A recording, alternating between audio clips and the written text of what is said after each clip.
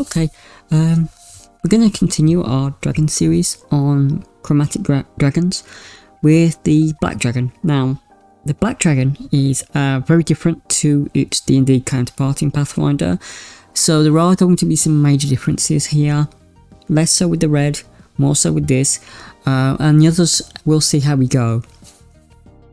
A few things that I want to point out: the black dragons in Pathfinder are a lot like the green dragons in D&D, so they corrupt the area they're around. For example, they'll let meat rot a little bit before they eat it, unlike the black dragons of D&D.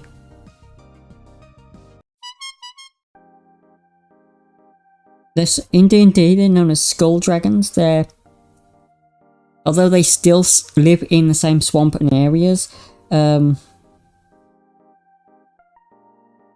they're more slender. However, in Pathfinder, they're distinctly called semi-aquatic, so they have gills as well as air-breathing lungs. In D&D, their main diet is fish, aquatic creatures, and mollusks, and some meat. It doesn't mention anything about eating rotten food, but in Pathfinder, it definitely does mention that. It also mentions that sometimes you might find a black dragon without horns in D&D, whereas again in Pathfinder it's very different.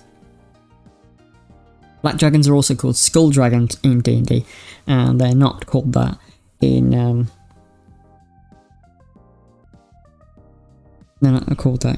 Pathfinder. Okay, so going from that, let's continue back to the Pathfinder version of the black dragon. Basically, they have acid breath and a fanged maul on the black scale horned dragon. Now, it does say that it's quite nimble. It's more nimble than other dragons, but it's intelligence of 8 on a base dragon compared to the red, which was significantly higher. It does have acidic bite, charm reptiles, corrupt water, speak with reptiles, and it has some other spell-like abilities: darkness, or plant growth, and insect plague. They can basically move through swampy areas as if they would be moving through just normal terrain, so there's no penalty. Again, it mentions that they're semi-aquatic with gills. It says here that they're in warm marshes, solitary and triple. From what I can gather in the couple of pages that I have and details that I have, this is of course found in the Pathfinder Beastiary book, page 104. Murderous tyrants of marshes, swamps and bogs and fens, black dragons terrorise their domains with intense favour. And they're sadistic. They rule their fetid principalities from deep caves or otherwise isolated parts of the swamp, with mixing lightning quick raids and subterfuge. Their hatred for other creatures is as acidic for their breath weapons, and they rarely tolerate even other dragons, even their own kind, which is a bit different to the D&D counterparts, where they're more matriarchal, and males will defer to a female dragon in kinds of breeding and leadership, but it doesn't mention that in Pathfinder at all. Black dragon hordes consist of gems and glasswork. Other substances they don't tend to like because they can rot and decay, especially around the dragon, who corrupts the very life and area that it lives in. A bit similar to a green dragon in D&D. Now, a black dragon will often be, although it's called a black dragon, its scales will be so polished and so shiny that you might think it's another dragon from far away because of the light reflecting off it. And it uses this to its advantage. Now, we don't have an example of a character, unfortunately, unlike the red. So what we're going to do now is we're just going to talk where they're found, which is the Inner Sea, and the dragons of Calarian believe they're descended from the two original beings. Again, same as that. Black dragons thrive in swampy wildernesses like Mush Fens or Varisia, or wet coastline known as the Sodden Lands. Now, again, if you want to make a spellcaster version, you remove the frenzy and momentum abilities and give the spells outlined. For example, you give them a lot more arcane spells. It is rather specific on giving them arcane spells in Pathfinder rather than other types of spells. I'm not sure why that, because I just think if you wanted to make a dragon spellcaster, you could do whatever you wanted, really. Now, because black dragons have this ability of corrupting things and the areas that they'll live in, it is going to be a little hard to make them more neutral and good.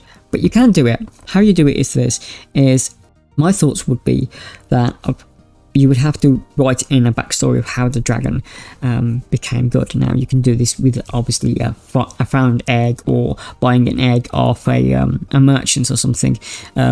He's got dragons after him, and he thinks if he's going to offload this egg to the party or an individual, he'll save his own neck. And that could be a hook for the story.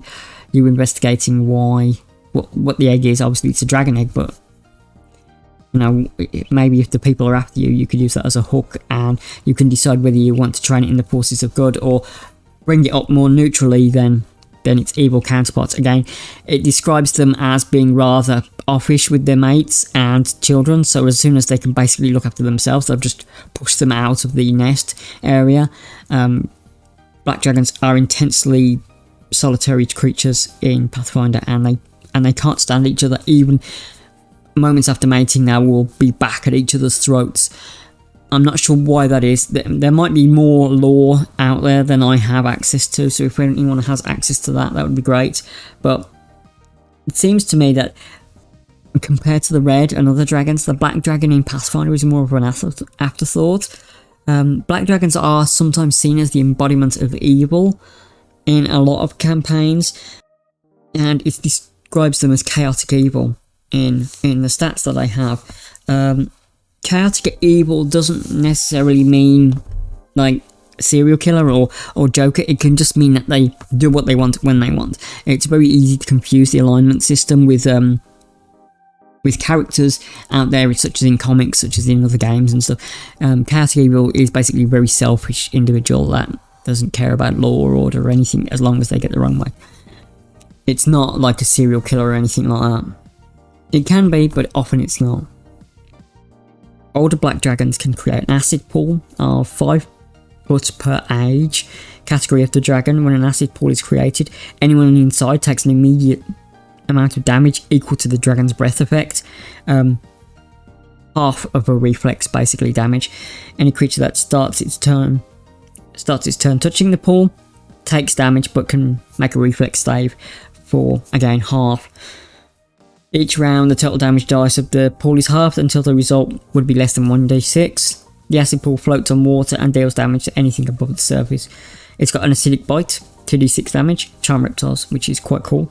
Corrupt water. This is what I was saying about the corruption aspect, is that while you can turn them good by, for example, you could make them like a herbologist that was adopted by like a druid or something, and so therefore they use the corrupted landscape to craft their own version of plants and creatures, and you would, you'd go there to find a cure for something, and you'd be in this like really weird corrupted marshland that you think that is this evil terror in, and it's just this harmless black dragon who's lived there for hundreds of years, posing as a wizard or a witch or whatever you want to do, or a herbologist.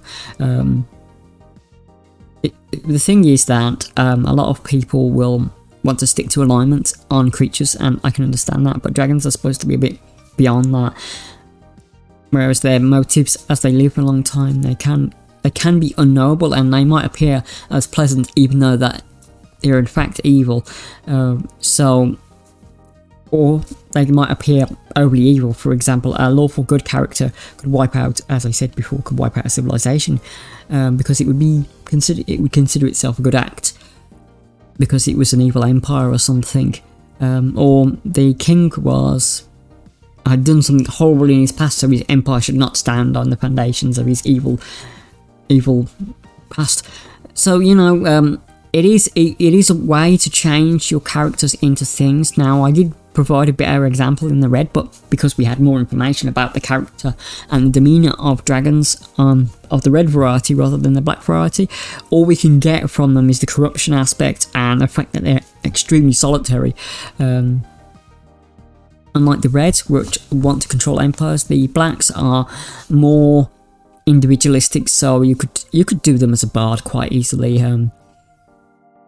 going around, not like making their hoard for coins or whatever, but them being extremely annoyed if people try to join in the songs or dances or ask them if they can sing the song or something along those lines. They're very territorial on their possessions, a lot more than the red would be. The red would consider it his hoard, the dragon would consider it, the black would consider it a part of himself or herself, and therefore be quite irate if you dare cross that line.